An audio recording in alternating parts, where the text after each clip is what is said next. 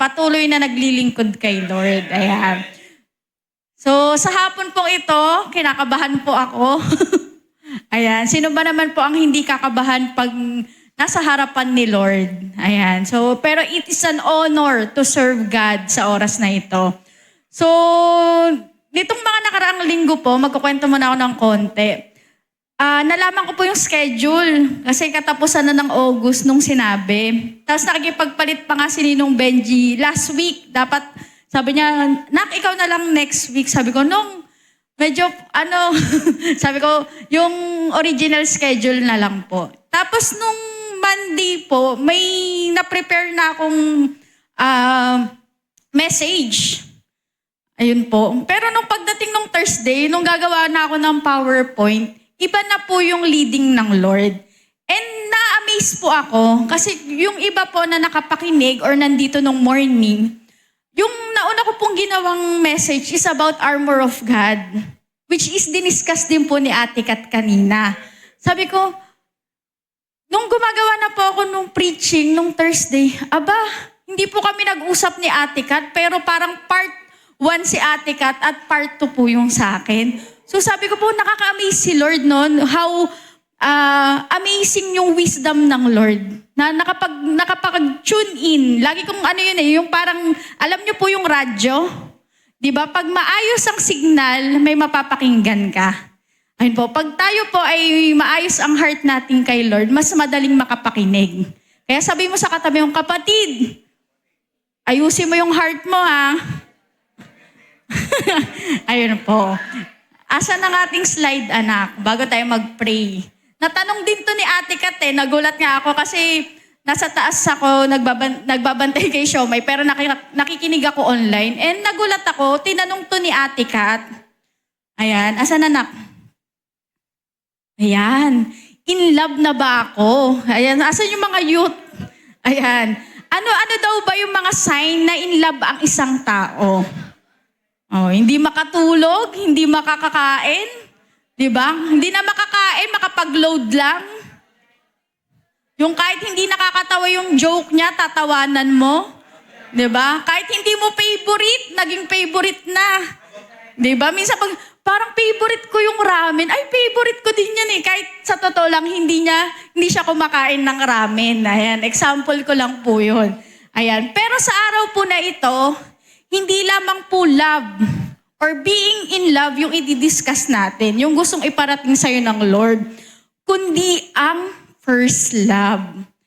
Doon po nag-end si Ate Kat kanina, no? Sabi niya, yun yung dinadrive niya kanina, which is also the title of our message today.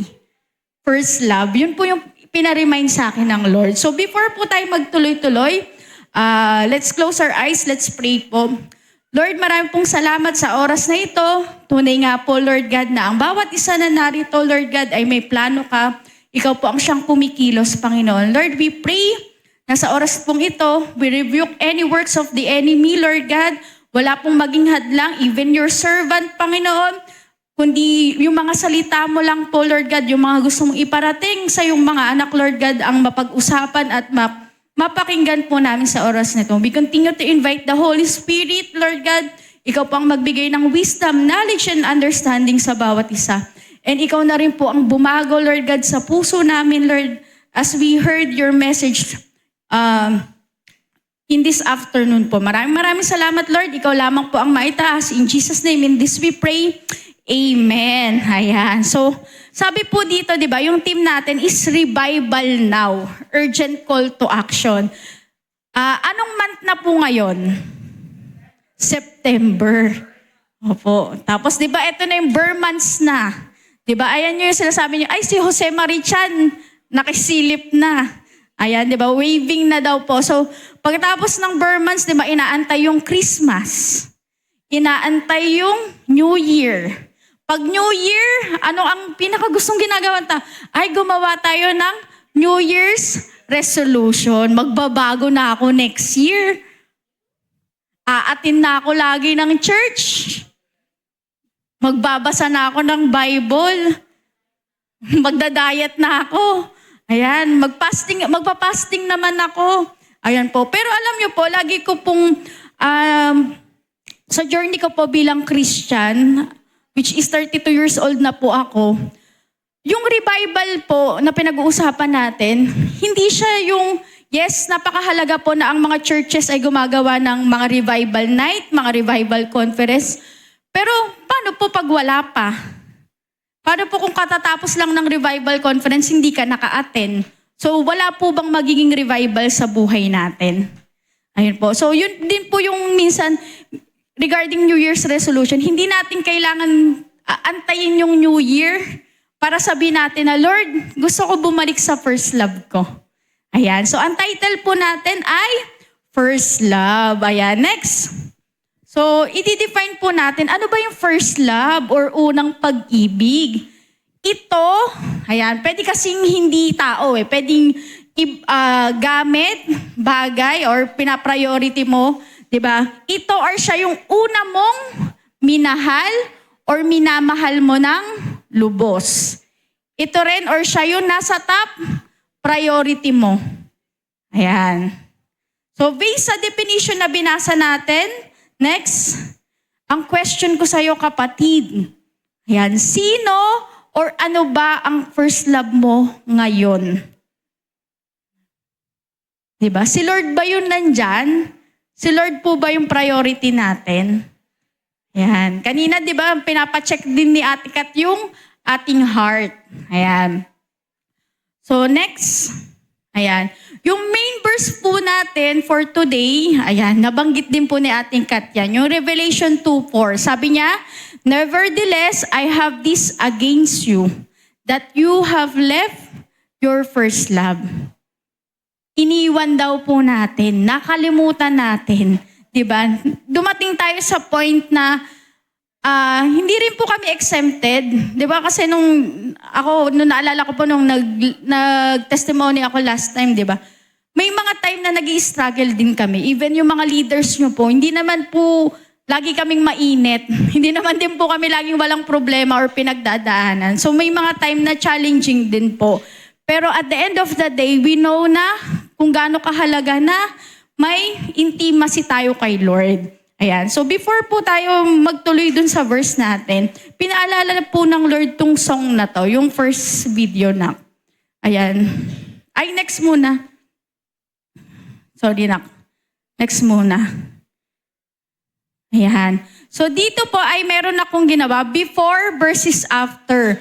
Yung luma daw po, yung before, nung nakakakilala kay Lord, ano kaya yung estado mo nun? Diba? Minsan meron, sobrang init po, talagang gusto ko na po sa church tumira. Diba? Okay lang po kahit mag-fasting araw-araw.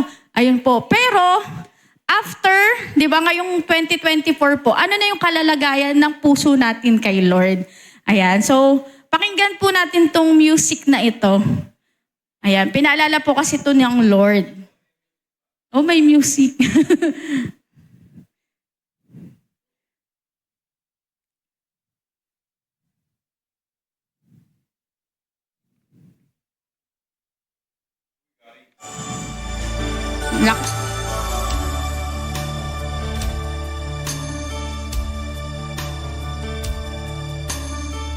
Dati-rati, laman ng puso mo ay ang pangalan ko. Lagi ako sa isip mo. Dati-rati, inaawitan pa, labi ay may ngiti, mga mata'y nagniningning. Ngunit ngayon, nagbago na. Nasaan na ang init ng pagsinta? Pangako mo'y hindi magwawakas. Di ba't noong samyo ng bulaklak at ihip ng hangin ay kapansin-pansin? Di ba't noong takbo ng oras ay di mo napapansin. Laging naglalambing, ngunit ngayon nagbago na. Sigla't tamis ng iyong pagsinta. Pagmamahal ko ba'y kailangan pa?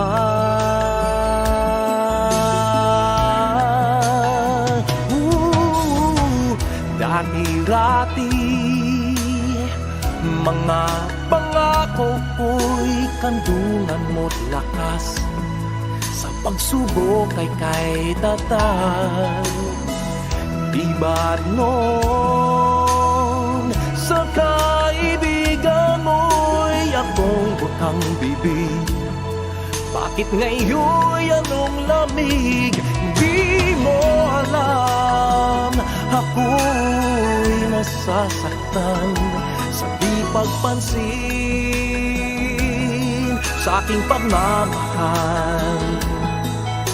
Lumapit ka't ako'y naghihintay,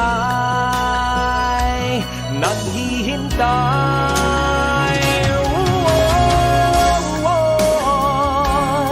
Ako'y nasasaktan sa di pagpansin sa aking pagmamahal.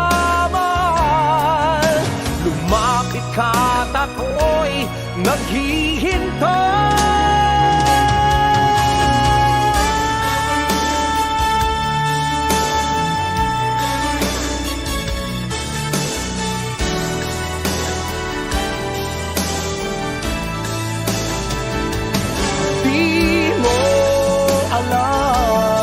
Ako'y nasasaktan sa di pagpansin sa aking pagmamahal. Lumapit ka't ako'y naghihintay.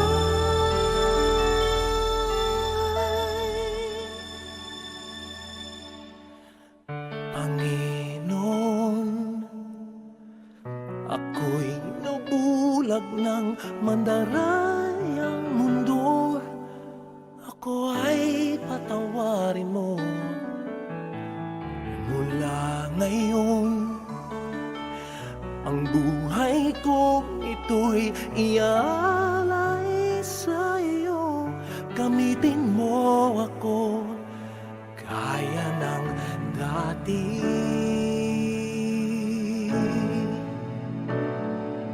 Gaya ng... Hindi ko po alam sa inyo kasi every time na, naiyak ako, na parang napapalayo ako kay Lord. Pinapakinggan ko tong kanta na to. Ayan, so, sabi ko, yung comparison minsan, di ba, yung gano'n tayo kainit dati, tapos nung napalayo tayo kay Lord. Pero ang ganda nung nung sa chorus, sabi, si Lord naghihintay. Naantay tayo ng Lord. Di ba? Ayun, tapos, ano lang po yung kailangan natin gawin? Lumapit lang kay Lord. Ayan. So, hopefully, di ba, lahat po tayo na may nanlamig, di ba? Parang nakampante na tayo na, okay na ako, Lord, sa gantong sitwasyon. Umaatin ako, nakakapakinig ako, okay na po ako ng ganito. Pero praying, di ba, na kung gaano tayo kainit dati, di ba, gaya ng dati, maibalik natin yun. Di ba, lumapit tayo ulit kay Lord. Ayan, next. Ayan, so ang didiscuss ko po ngayon is yung 3 reasons to return to our first love. Dapat ang first love po natin ay si Lord. Di ba? Minsan po kasi dumatating sa time natin na nahihiya na tayo bumalik kay Lord. Nahihiya na tayo na aminin na minsan, Lord, talagang deep inside ang lamig na, Lord. Deep inside ang layo ko na sa'yo, Lord. Kahit physically, pwedeng nandito po kayo, pero yung ugnayan nyo po kay Lord ay wala na. Ayan. Kaya, nire-remind po ng Lord, di ba? Yung topic natin about first love is, may 3 reason, ba't hindi kayo dapat mahiya bumalik sa inyong first love. Ayan. Unang-una daw po, ayan. So number 1, He is a loving God. Si Lord po ay mapagmahal. Ayan. Sa tao nga, di ba po, minsan, ang tao kahit ilang beses tayong lokohin or gawan ng kasalanan, pero dahil mahal mo yung tao na yun, paulit-ulit po tayo nakakapagpatawad. Paano pa po kaya ang Lord? Ayan. So sabi po sa Romans 5:8, but God demonstrate His own love for us in this, while we were still sinners, Christ died for us. Diba, imagine nyo po, nung time na makasalanan pa tayo, nung time na wala pa po tayo kay Lord, nung time na kaaway pa po kayo ng Lord, minahal niya na kayo. Binigay niya na si Jesus Christ sa inyo. Diba? Gusto pong i-remind sa'yo ng Lord na, anak, lumapit ka lang, kasi mapagmahal akong Diyos. Ayan. Second po, ayan, very common, John 3:16, sabi nga, for God so loved the world, that He gave His one and only Son, that whoever believes in Him shall not perish but have eternal life. Diba, usual po naririnig natin to about evangelism, pero nung ginagawa ko po yung preaching, ni-remind po to ng Lord. Bakit? Gusto niya po kasi paulit-ulit i-remind sa atin na, anak, yung nagkaisa-isa kong anak na ibigay ko sa inyo yung ma-restore ka lang ba or ibalik yung unang pag-ibig mo? Kung tayo po ay willing, ipagdadamot po ba ng Lord sa'yo? Ayan. Sabi mo sa kapatid mo, sa katabi mo, kapatid, hindi madamot ang Lord. Ayan. Parang may comment na, ikaw lang madamot kapatid, pero si Lord hindi madamot. Hindi. Siyempre, pag mga anak po ng Lord, hindi madamot. Next. Ito po ang pinakamaganda. Ayan. Sabi sa 1 John 4:19, we love Him because He first loved us. Sinabi ng Lord, anak, bumalik ka sa akin, I am a loving God. And unang-una pa lang, mahal mo ako kasi ako yung unang nagmahal sa'yo. Sarap na yung may taong nagmamahal nga lang sa'yo, masaya na Paano pa kaya pag si Lord, yung alam mong nagmamahal sa'yo? Dapat mas masaya yung feeling po natin. Diba? Laging ginagamit po ng mga MC, ng mga preacher, diba? Tingnan mo yung katabi mo, kamahal-mahal ba yan? Diba? Laging ganon. Pero kahit i-judge mo yan ng hindi yan kamahal-mahal, kay Lord, lahat po tayo ay kamahal-mahal. Amen po. And last po sa number 1, He is a loving God, is yung sa Romans 8:38-39. Opo. Sabi dito, and I am convinced, dapat daw po makonvince natin that nothing can ever separate us from God's love. Wala daw pong makakapagpahiwalay sa atin sa pagmamahal ng Lord. Neither death nor life. Ayan, neither angels nor demons, neither our fears for today nor our worries about tomorrow. Kahit sobrang takot mo, kapatid, hindi nagbabago ang pagmamahal sa'yo ng Lord. Not even the powers of hell can separate us from God's love. Sabi, no power in the sky above or in the earth below. Diba? Indeed, nothing in all creation will ever be able to separate us from the love of God that is revealed in Christ Jesus our Lord. Ang ganda, no? Na wala palang makakapag-separate sa atin sa love ng Lord. Pero, eto na, naririnig nyo na po to. Yung mga kwento po dati, di ba? Yung kala Pastor Tony, di ba? Minsan, tayo pa yung nagiging reason, di ba? Na feeling mo hindi ka love ng Lord, pero ikaw lang yung lumalayo. Palabitin mo ulit yung katabi mo, kapatid, huwag ka na kasi lumayo kay Lord. Di ba? Kasi yung may taong nagmamahal po sa atin ay masaya. Diba? Pero ito nga po, diba, lagi kong ulit-ulit nasasabihin ngayon, paano pa pag si Lord yung nagmahal sa'yo? Ayan. Gusto i-emphasize po ng Lord sa hapon na ito na anak ka, mahal-mahal ka. Anak, mahal kita. Kaya mo ako mahal, ako na yung unang nagmahal sa'yo. Kaya kahit iniisip mo na parang, Lord, nahihiya na ako bumalik. Diba? Anak, nung kaaway nga kita, binigay ko yung kaisa-isa kong anak Diba? Kahit makasalanan ka pa, diba? Nakatingin ako sa'yo, nagmamahal pa rin ako sa'yo. Diba? Inaantay kitang lumapit sa akin. How much more kaya yung nanlamig lang tayo, diba? Yung medyo naligaw lang tayo. Ayan. So yun po yung una natin. Si Lord is a loving God. Kaya wag po tayo mahihiyang lumapit sa Kanya. Second, ayan. Yung number two reason po natin, He is a God of many chances. Diba? Minsan yung mga nanay at tatay natin, diba sasabihin sa'yo, anak, kapag ikaw bumagsak pa rin, huwag ka na mag-aral. Pero diba, pag bumagsak pa rin yung anak nila, i-encourage pa din. Papagalitan, pero i-encourage pa rin. Hindi, anak, mag-aral ka pa din. Diba po? And lalo na po ang Lord, dahil mahal niya po tayo. Ayan, ilang beses na po tayong binibigay ng chance ng Lord. Sino po dito talaga yung napalayo na kay Lord, bumalik lang ulit? Ayan, marami tayong ganyan po, di ba? And sa tingin niyo po kaya kung si Lord ay hindi nagbibigay ng tsansa, di ba, ng pagkakataong pangmuli, nasaan kaya tayo pupulutin? Baka hindi lang po sa kangkungan. Ayan, di ba? Pero si Lord po ay napaka mapagbigay ng panibagong chance. Sabi nga po sa Psalms 86 verse 15, "But you, Lord, are a compassionate and gracious God." Ganda, no? Compassionate na, gracious pa si Lord. Kaya nga po lagi sinasabi, hindi tayo worthy. Hindi ka worthy mahalin ng Diyos. Hindi ka worthy na pagbigyan ng Diyos. Pero dahil sa grace niya, dahil sa compassion niya, paulit-ulit niya tayong tinatanggap. Ayan. He is slow to anger, abounding in love and faithfulness.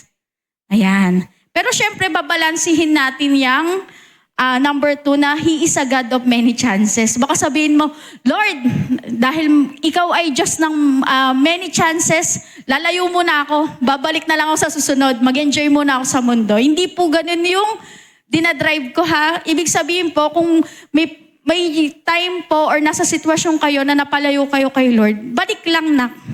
Kasi si Lord mapagbigay naman.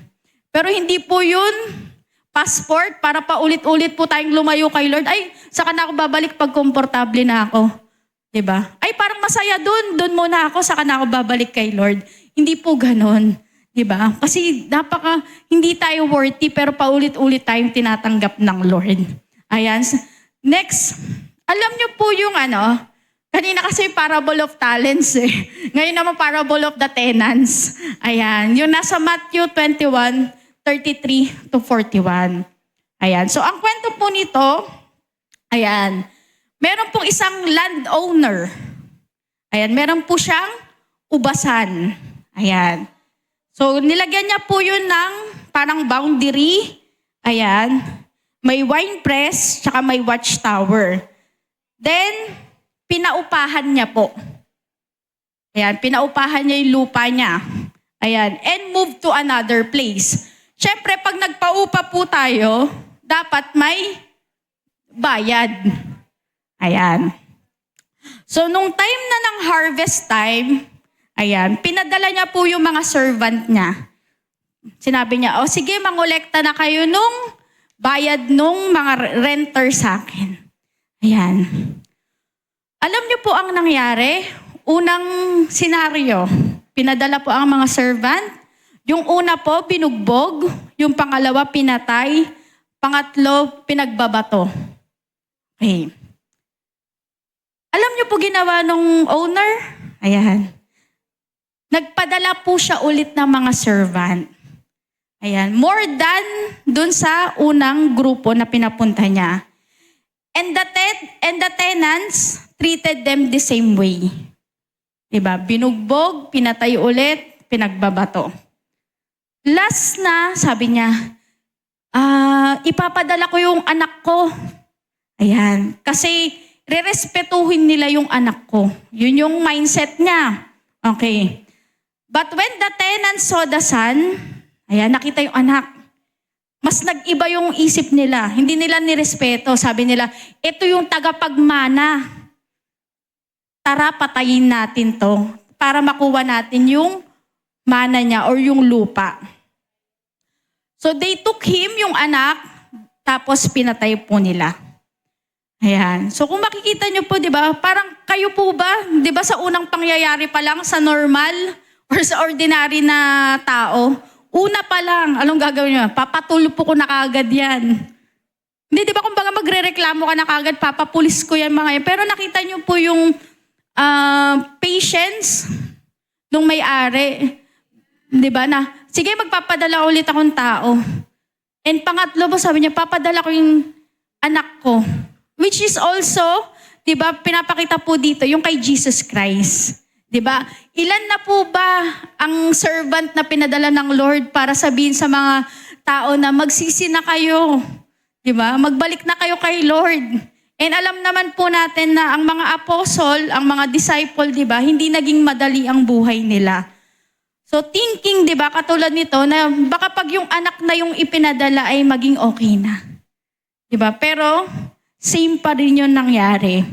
Therefore daw po, when the owner of the vineyard comes, what will he do to those tenants? Pag yung mismong may-ari na yung dumating.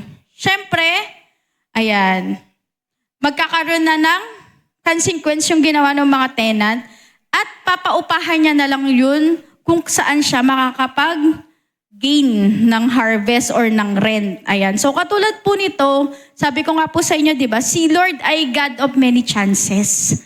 Ayan, nagpapatawad po ang Lord.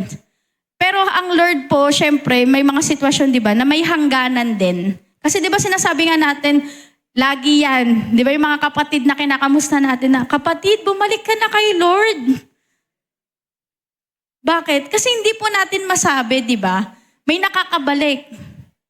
Pero meron talagang hanggang sa dulo ay hindi na nakakabalik, which is nakakalungkot po. Hindi yun yung original na plano ng Lord. Ayan. So yun po yung number 2 natin. He is a God of many chances. Sabi mo, kapatid, may chance ka pa. Ayan, praise God po. Maigsi lang yung topic natin ngayon eh. Ayan, next. Nawala ang ating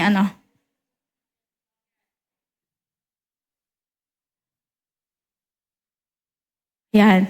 Yung number 3 po natin, He is a God of restoration. Si Lord pala nagre-restore. Ayan. Next.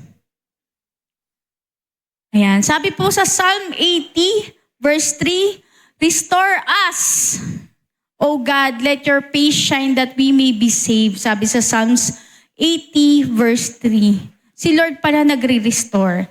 This verse reminds us that He is a restorer.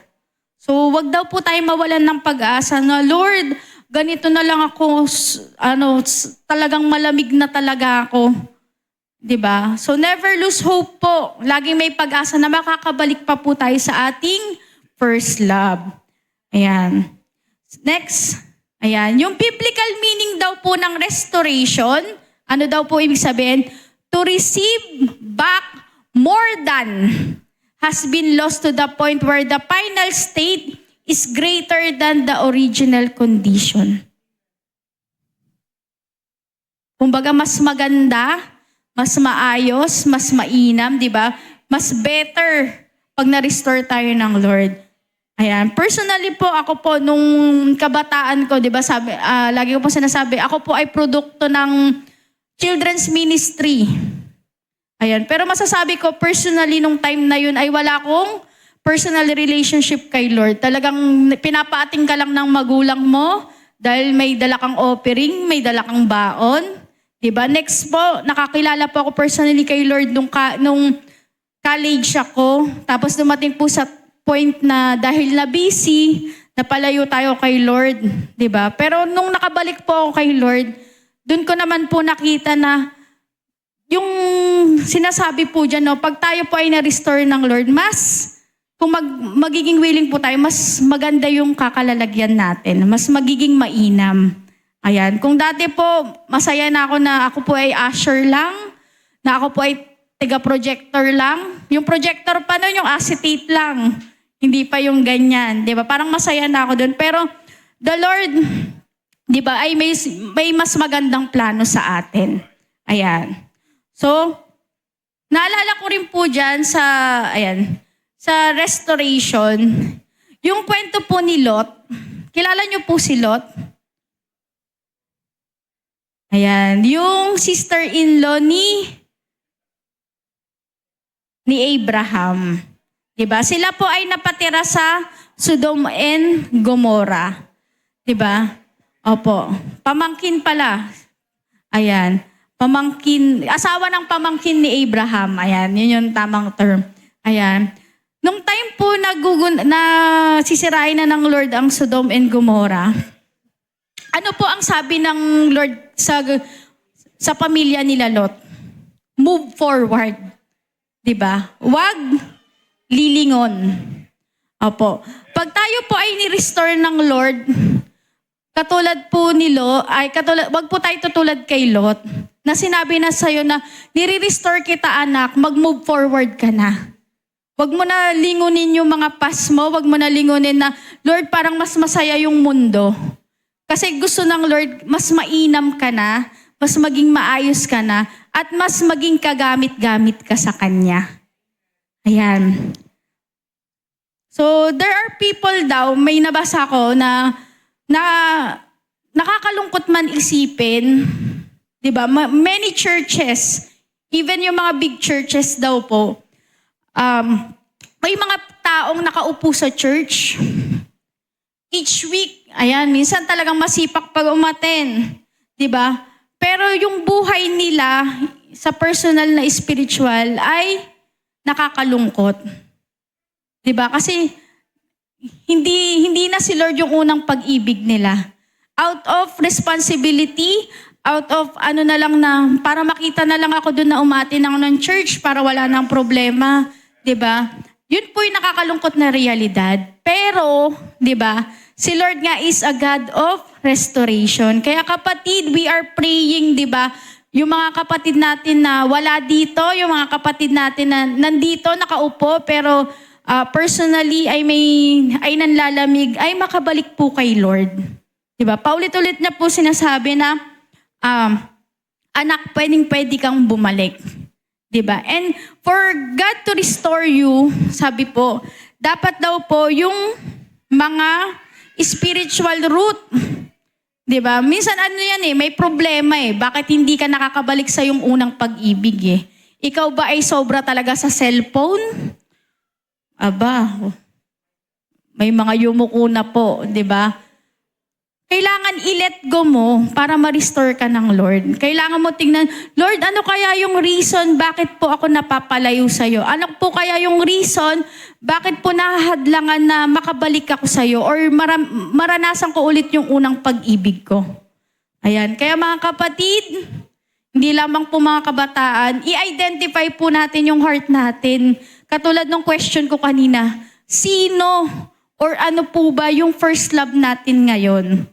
Kasi pwede nyo pong sabihin sa amin na si Lord, pero si Lord po mismo nakikita yung heart natin kung sino po talaga. Ayan. Next.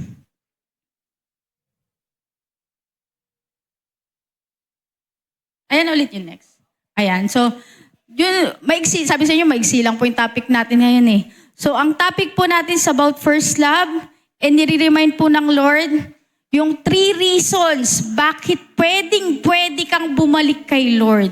Una daw po, He is a loving God. Mahal ka ng Lord.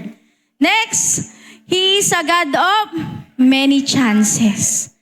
Diba? Si Lord ay mapagpatawad. Katulad po ng prodigal son. Diba? Nung bumalik siya, diba? Yung term nga dun, diba? Hindi naman siya inantay ng tatay Sinalubong siya ng tatay. Diba? Ganon magbigay ng chance si Lord.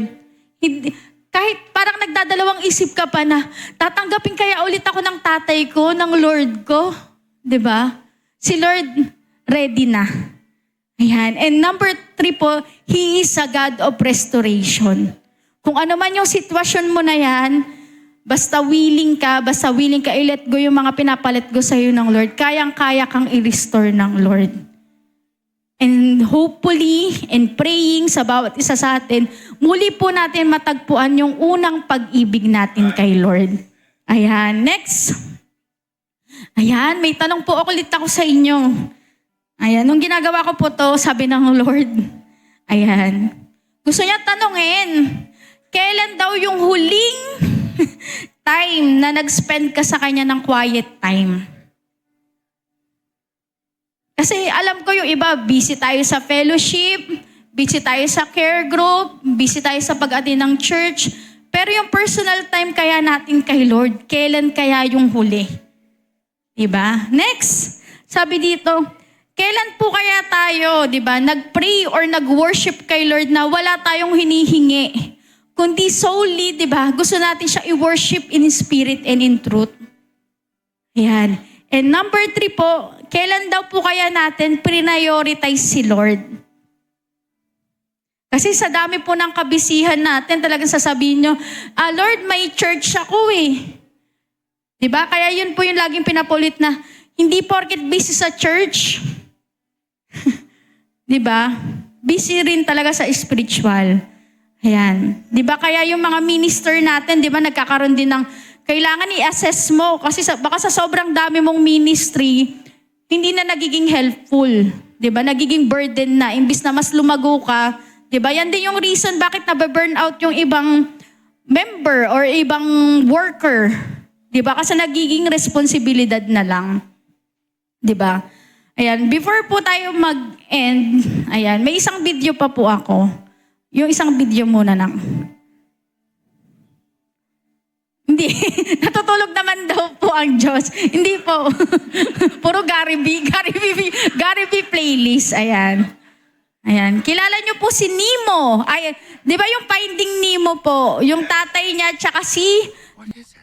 Nung time, ang main goal po nila is hanapin si Nemo. Kasi title nga is Finding Nemo. Pero during their journey, ganito po yung nangyari.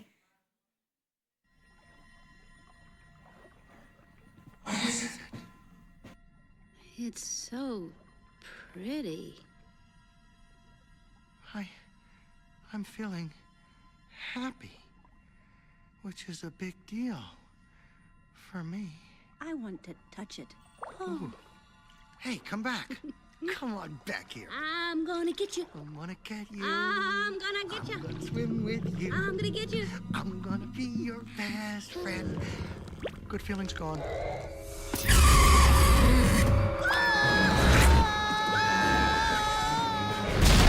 I can't see. I don't know where I'm going. The mask. What mask? Okay, I can't see a thing. Whoa, gee. Hey, look, a mask! Read it. I'm sorry, but if you could just bring a little closer, I kinda need the light. That's great.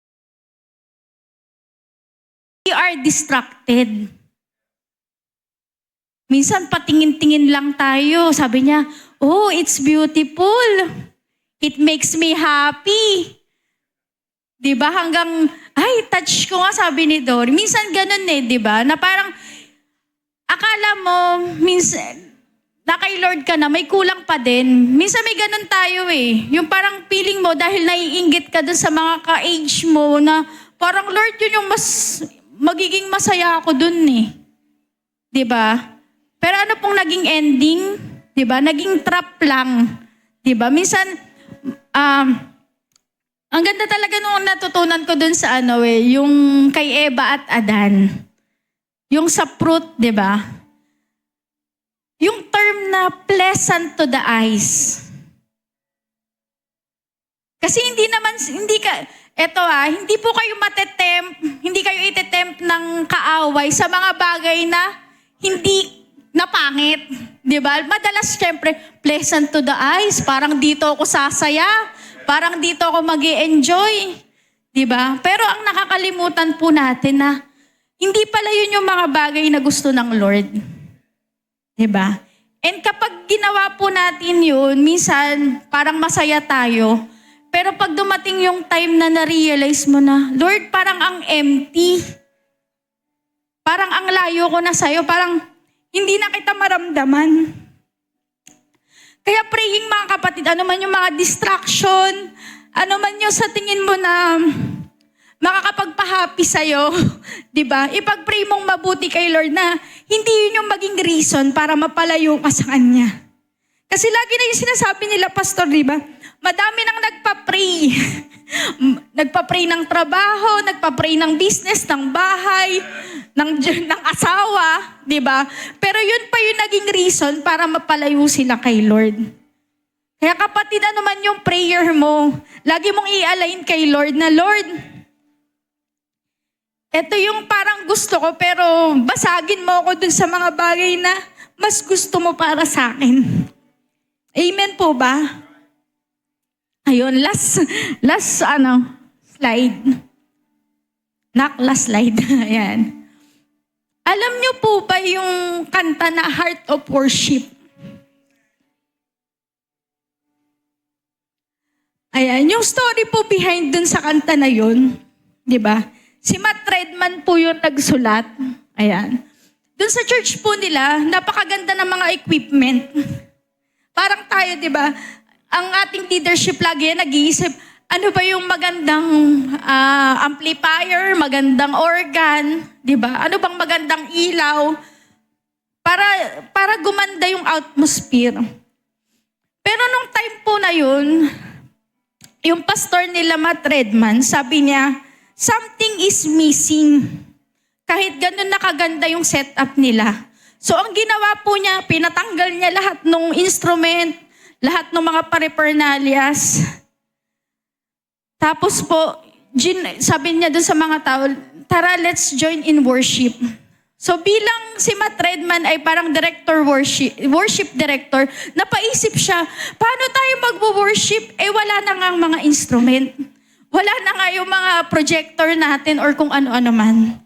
Pero doon niya na-realize na minsan we are focused na, Lord, gagandahan ko kumanta. Lord, gagandahan ko yung damit ko kasi mag-church ako. Pero yung heart po natin, di ba, ay hindi nakatuon sa pag-worship kay Lord. Ano ba yun? Tabi ko namang iyak. Di ba? Kasi po, dun yung yung revival po kasi magsisimula sa atin. Kasi kahit ilang revival conference po yung puntahan nyo, kung hindi po kayo magiging disiplinado sa spiritual life nyo po, hindi yan magiging consistent. Bakit po namin nasabi yun? Ako po, produkto kami ng youth camp eh. Youth camp 3 months, ang bait-bait mo after 3 months, ano na? Sa totoo lang po kaya yun din yung sinasabi ni Ate Weng, di ba? Yes, may mga program tayo, di ba? Pero personally po, tayo po yung makikipag-deal kay Lord. Paano natin i-maintain yung first love natin? Yung heart of worship po natin. Tama po ba? And tonight tuloy po, nasanay akong midweek service.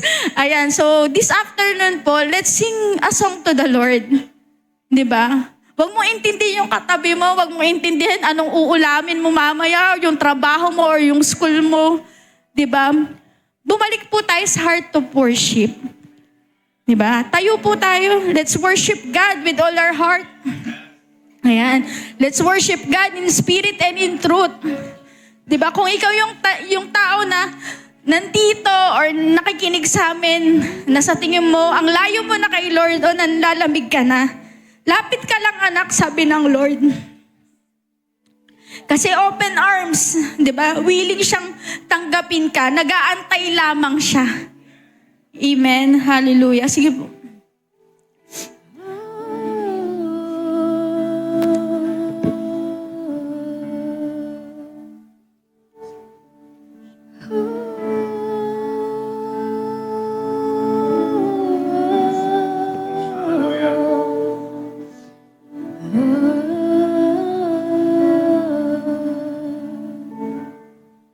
When the music fades, all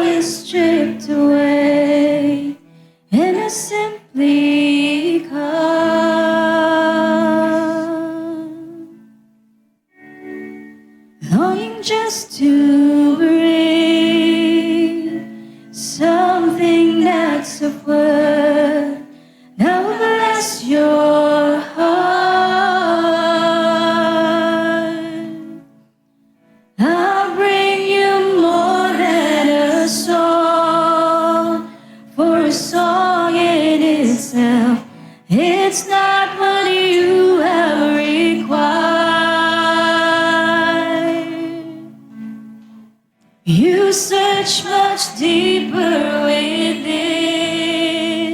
Through the way things appear, you're looking into my heart. I'm coming back to the heart of worship when it's all about you. It's all about you, Jesus. I'm sorry, Lord, for the things I made it. When it's all about you, it's all about you, Jesus. Oh, it's all about you, Jesus. Oh,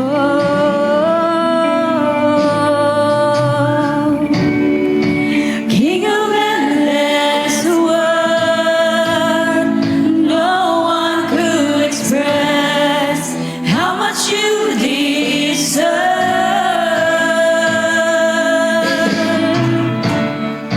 So what we can pour, all I have is yours, every single breath. I'll bring you more than a song, for a song in itself is not what you have required. You search much deeper within, through the way things appear. You're looking into my heart. I'm coming back to the heart of worship when it's all about you. It's all about you, Jesus. I'm sorry, Lord, for the things I made it. When it's all about you, it's all about you, Jesus. I'm coming back to the heart of worship when it's all about you. It's all about you, Jesus. I'm sorry, Lord, for the things I made it. When it's all about you, it's all about you, Jesus. I'm coming back to the heart of worship when it's all about you. It's all about you, Jesus. I'm sorry, Lord, for the things I made it. When it's all about you, it's all about you, Jesus.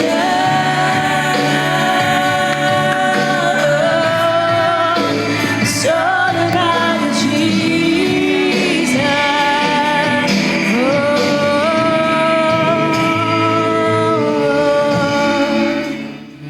We'll bring you more than a song, Lord.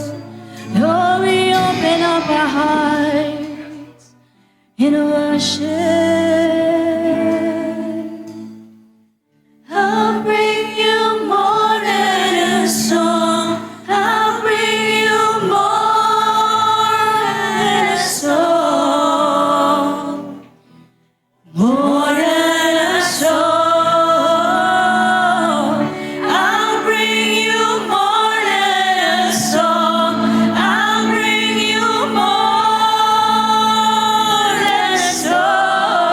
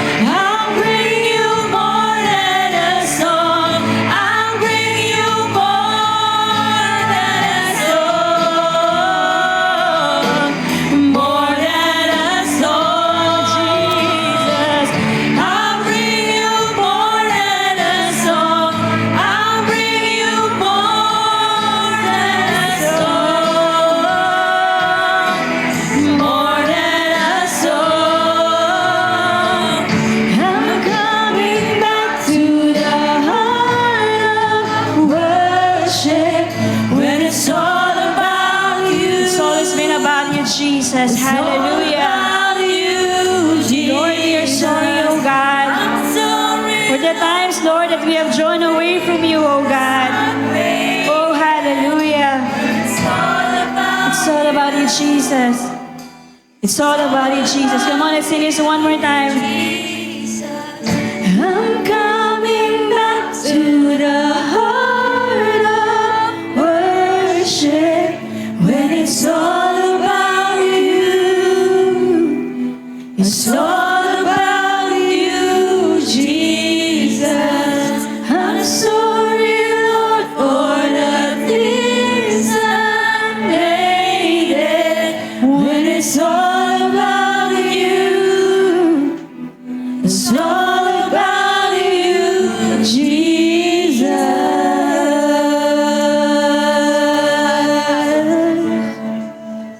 It's all about you, Jesus. Hallelujah. Hallelujah. Hallelujah, Lord. We worship you, God. We glorify your name. Kapatid, sa oras na ito, kung titingnan kaya ni Lord yung puso natin, sino kaya yung laman niyan? Ano kaya yung laman niyan? Praying and hoping na si Lord po. At kung hindi man po si Lord, ang nasa first love mo ngayon, kapatid, sabi ng Lord, andito lang ako, anak, nag-aantay sa'yo. Lumapit ka lang sa akin. Gagamitin kita mightily, kaya anak, huwag ka magpapadaya sa kaaway. Hallelujah, Lord. We worship you, God.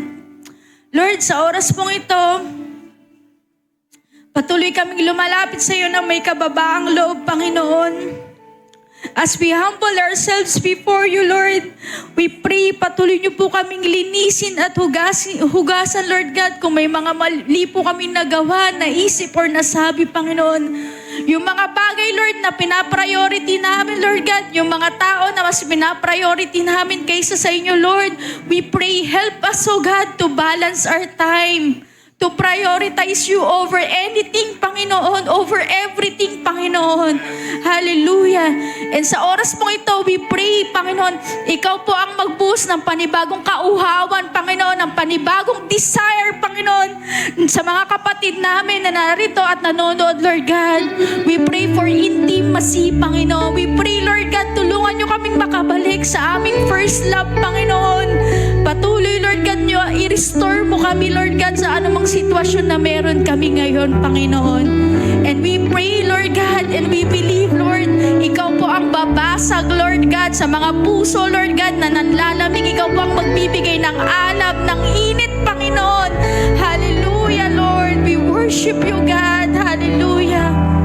Ikaw po ang kikilos sa buhay ng bawat isa, Lord. Katagpuin mo kami sa aming spiritual, sa mga personal na spiritual na pamumuhay, Panginoon. Hallelujah. Lord, sa oras pong ito, we thank you, Lord God, for your presence, oh God, for your word, oh God, for your reminder sa buhay po namin, Panginoon. And sa aming pansamantalang paghihiwalay, Panginoon, ikaw po ang manguna, ikaw po ang kumilos, Lord God, hallelujah, sa mga separate life po namin, Panginoon. Ikaw na po ang magbalon sa amin ng inyong banal na dugo. Maraming salamat po, Lord, sa oras na ito. And we pray, oh God, na lahat ng anak mo, Lord, hallelujah, ay muling matatagpuan ang kanilang first love, oh God. That when we sing worship song, Lord God, ay mula sa aming puso, Panginoon. Maraming salamat po, Lord, sa iyo po ang lahat ng kapurihan at masasalamat at lahat